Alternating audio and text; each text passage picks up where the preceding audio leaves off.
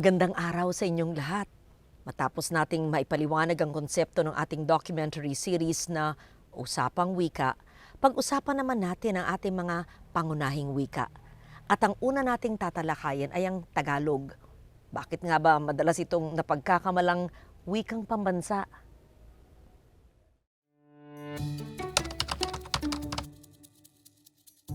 Okay, tanong ko sa inyo, ano ang pambansang wika ng Pilipinas? Tagalog. Mali! Ang tamang sagot ay Filipino. Filipino ang ating pambansang wika. Seryoso, ma'am? Tagalog at Filipino, hindi ba parehas lang yun? Di ba one and the same lang yun? Si ma'am naman, you're joking. Like, Filipino and Tagalog, what's the difference? Don't English me during my Filipino class. Ibig sabihin, hindi nyo alam ang pagkakaiba ng Filipino at Tagalog? Magkaiba ang dalawang iyan. Upang tulungan tayo ipaliwanag, Madam Lourdes Hinampas and Sir Michael Coroza, pasok! Katulad ng iba pang mga wika sa Pilipinas, ang wikang Tagalog ay mula ito sa pamilya ng wikang Austronesian. So, ibig sabihin, no, kapamilya din ito yung mga wika na mga nasa bansang Malay Peninsula at saka sa mga Timog Silangang Asya. So, ang wikang Tagalog, sinasabi nila na ito ay mula doon sa salitang taga-hilog. Plus, naging Tagalog. Kasi noon, ang pagpapangalan sa mga lugar ay batay doon sa ano yung mga katutubong bagay na nasa kapaligiran. Halimbawa, o taga saan ka, taga Manggahan, taga Santolan, kasi maraming mangga at santol. So yun nga, na ang pangalan ng wika ay Tagalog, ang pangalan din sa mga tao ay Tagalog. So ang Tagalog ay ayon ito dun sa saliksik din ng Komisyon sa Wikang Pilipino. Ito yung wikang ginagamit sa lalawigan ng Aurora, ng Bataan, ng Batangas, Bulacan, Cavite, Laguna, Marinduque, Mindoro, Nueva Ecija, Palawan, Quezon, Rizal, Zambales at sa Calakhang, Maynila. At batay sa survey ng NSO noong 2010, Tagalog ang may pinakamalaking ilang ng wikang sinasalita sa buong Pilipinas. So, nasa 22 million ang nagsasalita ng Tagalog. Mahabang paliwanag ang kakailanganin mo para ipakita kung anong struktura nito o anong sistema nito. Pero Tagalog yun na nalinang ng mga tao na nasa Katagalugan. At kung ano ang pangalan ng wika, yun yung pangatawag sa mga tao. Tagalog. Kung paano ang mga Cebuano ay Cebuano. Mga Ilocano ay Ilocano. Yung wika nila at yung tawag sa kanila, Ilocano rin. At kaya nga sa isang banda, may Filipino rin na wika. Kasi yung Filipino na yon, yun naman yung pambansa. At yung Filipino, sabi mo, Filipino ka, anong wika mo? Bilang mamamayan ng bansang ito, hindi wika ka rin na Filipino. Ang tawag mo doon sa tao at doon sa wikang pambansa ay Filipino. Tutukoy ka rin ng mga variants ng wika. Kasi yung Tagalog, bilang Tagalog, may mga variants yan na maaaring hindi taglayin ng Filipino na pambansang wika. Kung taga-Mayay, Laguna ako, sasabihin ko, nakakasura ka naman, kadami-dami mong pagkakatatanong, surang-sura na ako sa iyo. Magiging taga-Laguna ako pagka ganun. Kaya ko rin gayahin yung Batangging. Ala, ay ba't kagayaan? Ay gab-ina ay daming-daming pang itinatanong Ay ako'y napapagod na. Kung taga-Malolos naman, sasabihin kayo, dapat ipagpaliban na muna natin. At tayo ay masyado nang didilimin. Kayo'y kung saan pa uuwi. Hindi isa yung Tagalog. Maraming Tagalog. Ang pagkakapareho lang siguro, yung kahit Tagalog Batangas pa, Tagalog ng Cavite o Tagalog ng Bulacan, may pagkakaunawaan sila. Kaya alam mong Tagalog yung sinasalita. Kung titingnan natin, no, na ang lingua franca talaga ng Pilipinas ay Filipino. Kahit saan ka makarating mula Batanes hanggang Tawi-Tawi, kapag marunong kang mag-Filipino, mas higit kang naiintindihan. So, kung titingnan natin, no, mas marami talaga yung nagsasalita ng Filipino kaysa sa yung Tagalog talaga ng mga Timog Katagalugan. Pagkakaisa ng pagkakaiba. Mapailog o sa dagat, bundok at kapatagan, wika'y magsisilbing tulay. Pagkakaisa ng pagkakaiba. Mapailog o sa dagat, bundok at kapatagan, wika'y magsisilbing tulay.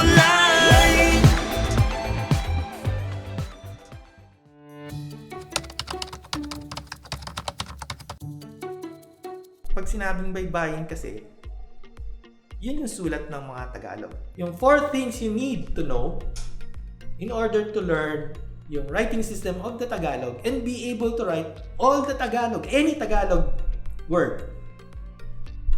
So una, 17 symbols. So ito. Second, yung rule niya sa spelling. Ang rule niya sa spelling ay kung anong bigkas siyang baybay. Kung paano mo sinabi, ganun mo isusulat. Ito pa ang difference. Halimbawa, pag pinaspell ka ng bata gamit ang alphabet, bata, B-A-T-A, bata. O, di ba? May pangalan yung letter, tapos may pronunciation pa siya. O, hindi, kapag ikaw ay nag-aaral ng alphabet, iba ang pangalan, iba pagka ginamit mo sa salita. Ngayon, kung pagka baybayin, or katutubong sulat ng Tagalog ang gagamit mo, baybayin mo ang bata. Bata. Ba? Tapos, ta. Oy, dalawa lang ang iyong ano. Tapos walang pinagkaiba. Yung pangalan, dun sa titik, sa tunog na ginamit mo sa salita.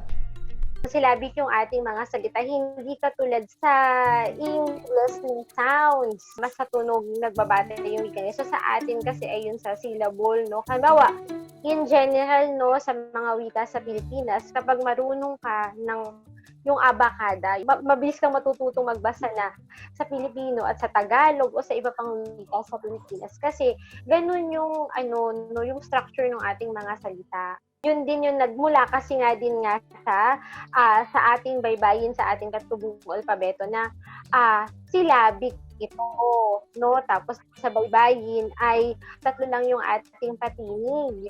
So, ano lang yun, a at I or eti, isa lang yun. O, tsaka isa lang din yun. Kung pag-meeting naratanong sila, ano ba ang spelling ng balot? Balot yan sa akin, pero i-spell natin siya ng balot. Parang ganun, pero hindi mo binibigas ng ganun. Yung iba si ate, ati, o kuya at si kuya. Yun kasi nga, siya, iisa lang siya sa atin. Pero syempre, dahil sa pagpasok ng influensya ng wikang Espanyol, kailangan nating paghiwalayin yung tunog ng I at I. Yung O at U. Kasi may mga salita na pag hindi mo pinag-iba yung tunog ng I at I, ay mag-iiba yung kahulugan ng salita. Halimbawa, mesa, iba siya sa misa. Yung uso, iba siya sa oso. Yung mga ganoon, kasi nga, na-impluensyahan na tayo ng ibang wika, kaya nagbabago din ito. Pero yang, halimbawa, panitikan. Siyempre, mag-umpisa ka sa bugtong at sa lawikain. Ngayon, class, magbubugtungan tayo. Tignan natin kung alam nyo tong mga to. Okay po, ma'am. Simulan natin sa madali. Ito. Nagtago si Pedro, nakalabas ang ulo. Ano ang sagot? Mama ko, pako. Tama. Ito ang susunod. Isang senyorita nakaupo sa tasa. I know this. Is it kasuy, ma'am? Tama! Kasuy nga ang sagot. Itong huli, tingnan natin kung mahuhulaan ninyo. Yumuko man ang reyna, di malalaglag ang korona. Parang yung hirap naman yan, ma'am. Oo nga po, serious na po. Di ba yabas? May pasyon. Ang totoo, sa Tagalog, unang nagkapasyon.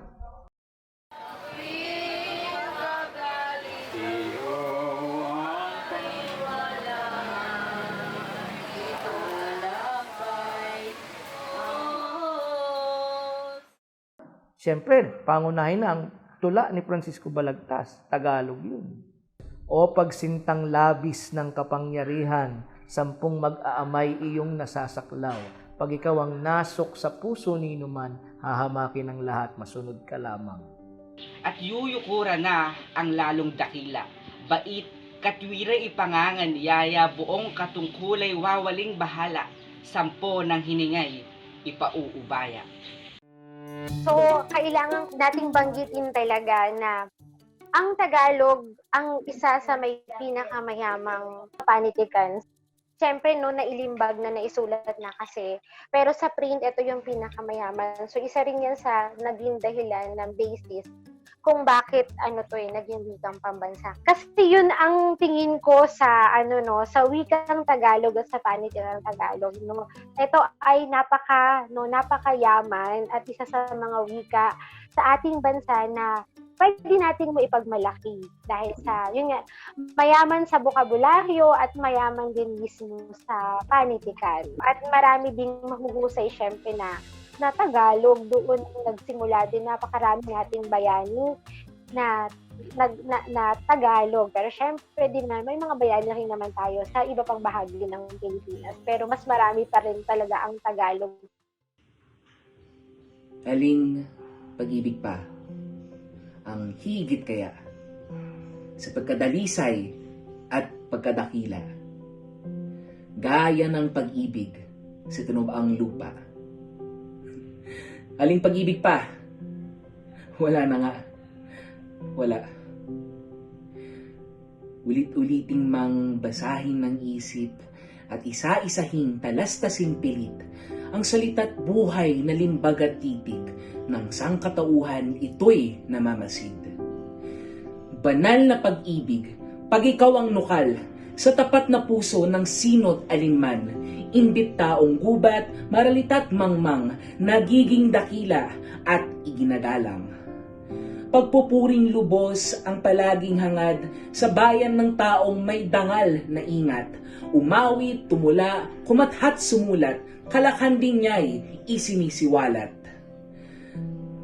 Walang mahalagang hindi inihandog ng may pusong banal sa bayang nagkupkop. Dugo, yaman, dunong, katiis at pagod, buhay may abuting, magkalagot-lagot. Pag-ibig sa tinubuang lupa ni Andres Bonifacio. Kaiba sa itsura, gamitin natin ang tulay sa pagkakaisa ng pagkakaiba. O pailog o sa dagat, bundok at kapatagan, wika'y magsisilbing tulay. Pagkakaisa ng pagkakaiba. O pailog o sa dagat, bundok at kapatagan, wika'y magsisilbing tulay.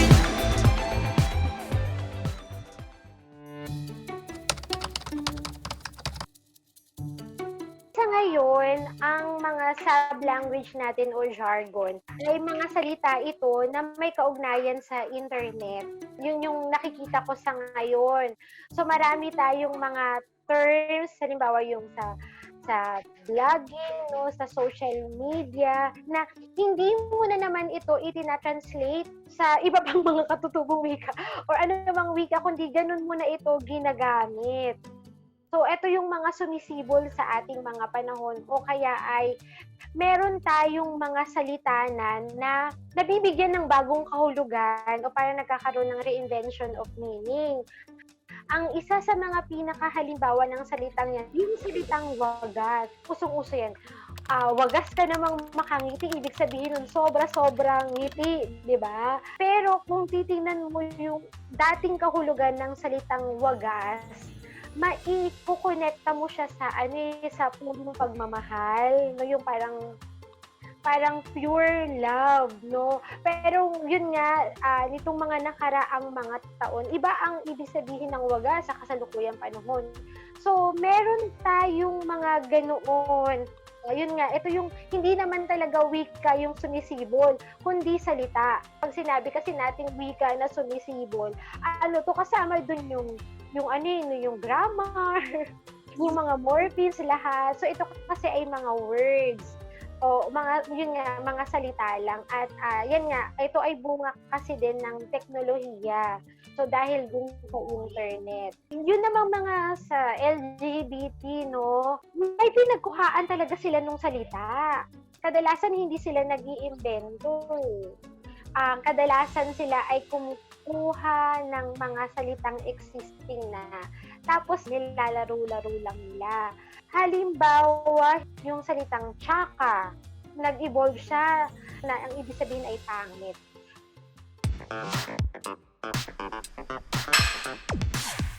Tsaka, ibig sabihin, pangit, walang ganda. Root word, tsakakan.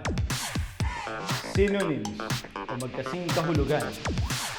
Chapter, chararat, tsaka Zulu, tsaka. And I thank you. Yung repa, pare, pero dun kasi ito nagsimula, di ba, mula siya sa kumpadre, naging pare. Pero Espanyol kasi yun. May mga pinagsisimulan yung mga ganong salita, pero ano lang naman ito, kumbaga pinaglalaroan lang natin at namamatay din ito sa mga particular na panahon. Pwedeng uso ngayon, sa susunod hindi na siya uso. Pare, tawagan ng mga lalaki sa isa't isa. Maaaring sa kaibigan o di kilala. Synonyms o magkasing kahulugan. Repa pips, pards, repa. Halimbawa, I love you. Babaguhin mo lang siya. Depende kung paano mo siya ginagamit. Ito pala, halimbawa, matanda. O yan, galing yung sa Tagalog, di ba? Tapos sa salitang ay nagiging thunders. Stress drill na ako magbuhat ng mabigat. Thunders na kasi. Ibig sabihin, matanda na. Synonyms or magkasing kahulugan. Thundercats, Thunder Diva, Thunderbolt and lightning, very, very frightening me. Galileo, Galileo. Thunder. Pero kalaunan kasi nga ay nakakalimutan din naman at yung bagong henerasyon ay lilikha ng ganito. At sa palagay ko, yun yung isa sa mga dahilan kung bakit hindi naman ito na isasama sa diksyonaryo. Kasi hindi mo naman ito ginagamit sa formal na diskurso. Hindi naman pwedeng nagdidiskurso ka tungkol sa LGBT. Ang wika mo rin ay pang-LGBT. Sino makakaintindi sa'yo, di ba? Kasi hindi na siya pa formal language. Kaya hindi siya nasasama sa dictionary kasi ginagamit mo lang siya sa isang particular na panahon at usually sila ay nawawala din. Pag sinabi natin yung wikang Filipino, pwede tayong manghiram sa iba pang mga katutubong wika at mga wikang dayuhan. Pwede na natin yung angkinin Filipino kasi ang wikang Filipino batay sa definisyon ng KWF ay pinapayaman ng mga wikang katutubo at mga nakapasok ng wika mula sa mga wikang dayuhan. So yun yung konsepto ng ng Filipino. O ngayon, susubukan kong ipaliwanag ang ating leksyon Sa matematika, sa wikang Filipino. Pwede ba yun, ma'am? Di ba ang mga science at math subjects sa English lang tinuturo? Mali kayo, patutunayan ko. Ang paksa na ating tatalakayin sa araw na ito ay tungkol sa integers. Ang integer ay salitang Latin na ibig sabihin ay buo. Ang simbolo sa gisag na ginagamit para kumatawan ng integer ay letrang Z. Mula ito sa wikang Aleman at ang ibig sabihin ay numero. Mula rito, maaari nating bigyang kahulugan ang salitang integer. Ang integers ay grupo ng mga positibo at negatibong buo na numero o whole numbers. Meron din tayong tinatawag na number line. Bilang halimbawa, hinati sa dalawang parte. Ang nasa gitna ay 0. Meron tayong mga positibo or positive na numero sa kanang banda. Sa kaluwang banda ay mga negatibong numero. O, ano? Gets nyo? Pero lilinawin ko, hindi na Tagalog ang wikang pambansa. Ang wikang pambansa ay Filipino. Kaya nga mas gusto kong sinasabi lagi, Filipinohin mo, huwag mong Tagalogin lang. Kaya nga kahit sa usapin ng siyensya, hindi mo tatagalogin. Filipinohin mo. At yung Filipino, maluwag na tatanggap ng mga terminolohiya na Ingles. Pero kung Tagalog yan, pipiliting Tagalogin yan. buhay na buhay ang wikang Tagalog dahil nandiyan ang mga Tagalog at nagsisipag-Tagalog. Ang Tagalog, hindi to pwedeng mamatay. Oo, hindi to pwedeng mamatay. At pag namatay ito ay nakakalungkot kasi sa dami ng nagsasalita. Bakit siya kailangang mamatay o bakit ito mamamatay? Kasi hindi mamamatay ang isang wika kapag ginagamit ito araw-araw at itinuturo mo to sa mga anak mo at ginagamit ito sa bahay. At syempre, mas makakadagdag sa pagpapataas ng antas ng wika. Mas nai-intellectualize ang wika kung gagamitin natin ito sa edukasyon, sa komunikasyon at sa media. At sa akin naman palagay ay ang Tagalog ay ginagamit pa rin sa mga larangang nabanggit. Kaya hindi ito mamamatay at patuloy pa rin itong umusbong. Though syempre dahil buhay ang wika, may impluwensyahan pa rin ito ng mga iba pang wika sa Pilipinas. Ayun naman pala talagang magkaiba ang wikang Tagalog sa wikang pambansa na Filipino. Gayunpaman, sabi nga ni Ginang Lourdes, ang Tagalog ay mananatiling buhay hanggat ginagamit ito tulad ng iba pang mga wikang pag-uusapan natin sa ating serye. Sa susunod na linggo, kilalanin naman natin ang wika ng ating mga kabalen, ang Kapampangan. Ako po si Loren Legarda. Huwag palagpasin ang pagkakataon, ngayon na ang panahon. May palaganap ating wika sa bagong henerasyon.